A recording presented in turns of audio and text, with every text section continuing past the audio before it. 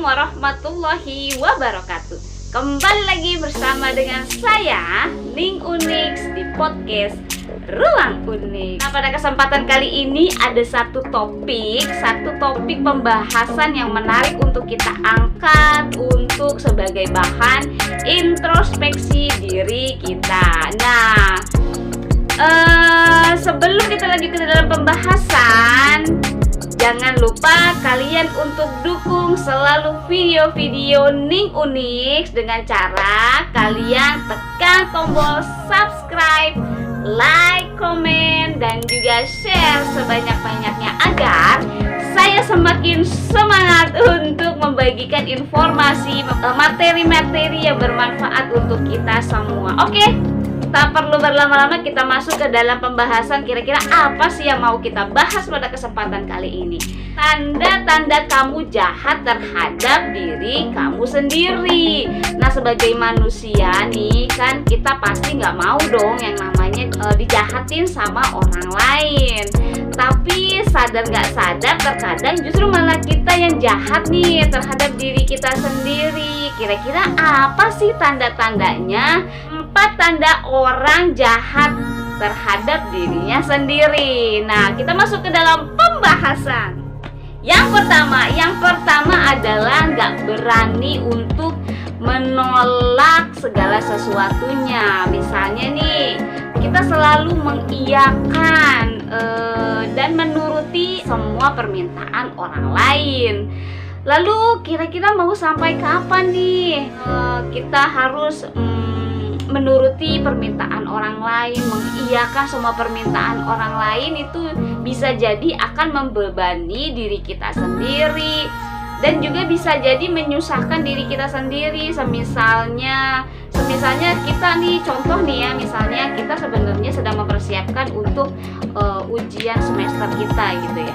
Tiba-tiba misalnya dari entah kawan, entah sahabat atau orang-orang terdekat kita yang meminta tolong kita untuk melakukan sesuatu hal yang cukup menyita waktu kita untuk belajar, yang akhirnya kita menyanggupi tanpa sanggup untuk berkata mohon maaf, untuk saat ini saya tidak bisa membantu, atau sepertinya saya hari ini tidak bisa untuk menolong kamu, dan dengan berbagai macam kalimat penolakan yang akhirnya akan berimbas ya seperti yang tadi saya sebutkan, malah akan menyusahkan diri kalian sendiri karena kalian tidak mampu dan tidak enak nih untuk menolak dari permintaan orang lain. Lalu yang kedua adalah nih, nggak mau istirahat. Wah, terkadang kita tanpa kita sadari ternyata kita tuh terlalu memforsir diri kita sendiri.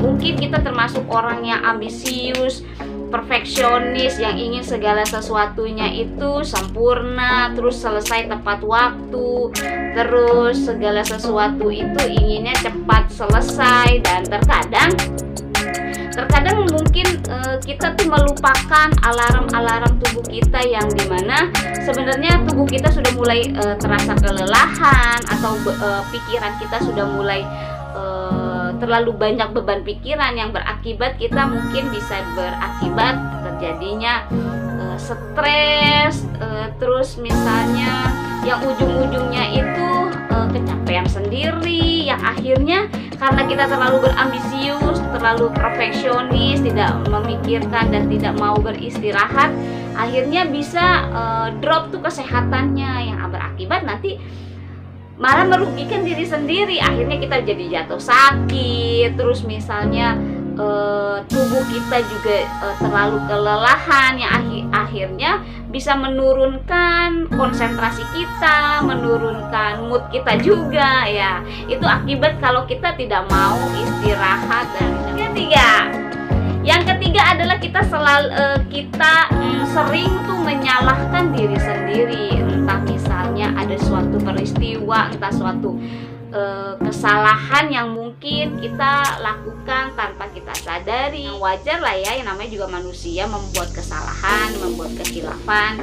Tetapi tidak harus kalian itu berlarut-larut dalam rasa penyesalan, karena kalau kalian terus berlarut-larut dalam kesalahan, menyalahkan diri sendiri, apakah sikap seperti itu bisa memperbaiki keadaan? Ternyata kan sebagian besar tidak merubah keadaan.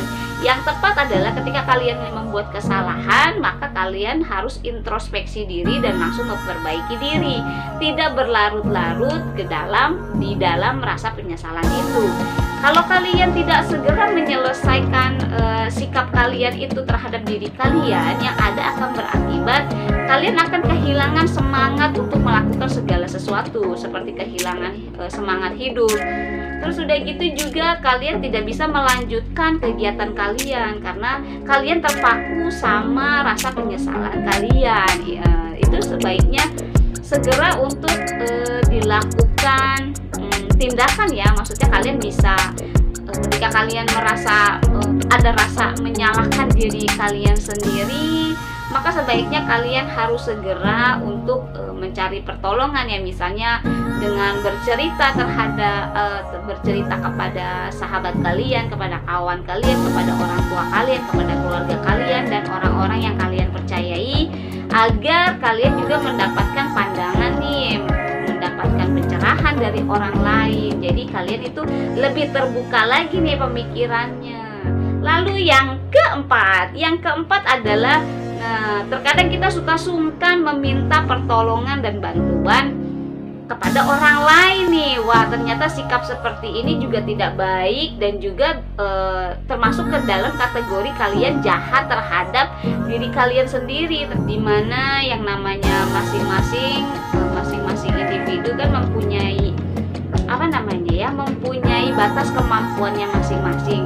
Jika kita merasa tidak mampu untuk melakukan suatu hal, atau misalnya kita tidak mampu untuk menyelesaikan suatu permasalahan yang sedang kita hadapi, sebaiknya kita harus meminta pertolongan dan arahan dari orang lain agar kita memiliki jalan keluar, agar kita juga mendapatkan pandangan. Kadang banyak alasan-alasan yang digunakan seseorang untuk tidak meminta bantuan dan pertolongan orang lain. Terkadang didasari oleh perasaan malu, rasa takut untuk meminta pertolongan kepada orang lain, dan juga rasa gengsi nih.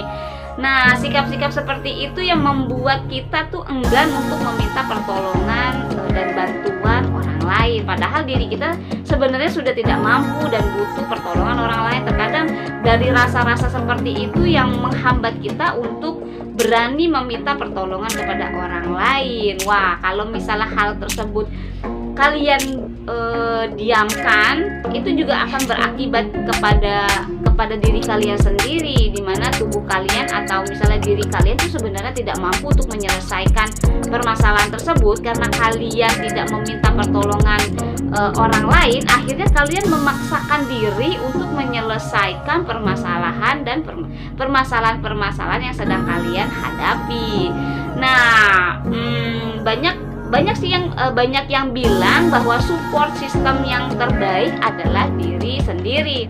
Lalu bagaimana nih caranya bisa menjadi support system yang baik kalau kita sendiri aja nih masih suka jahat nih sama diri sendiri, tidak peduli sama diri sendiri, tidak memahami dan tidak memanfaatkan orang-orang di sekitar kita. Nah, oke, cukup sekian pembahasan kita pada kesempatan kali ini.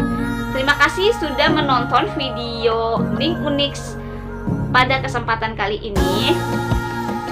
Mohon maaf apabila ada kata-kata yang salah atau penyampaian yang kurang tepat. Jangan lupa selalu dukung video-video Ning Unix dengan cara subscribe, like, komen, dan share sebanyak-banyaknya. Akhir kata saya mengucapkan terima kasih. Wassalamualaikum warahmatullahi wabarakatuh. Dadah.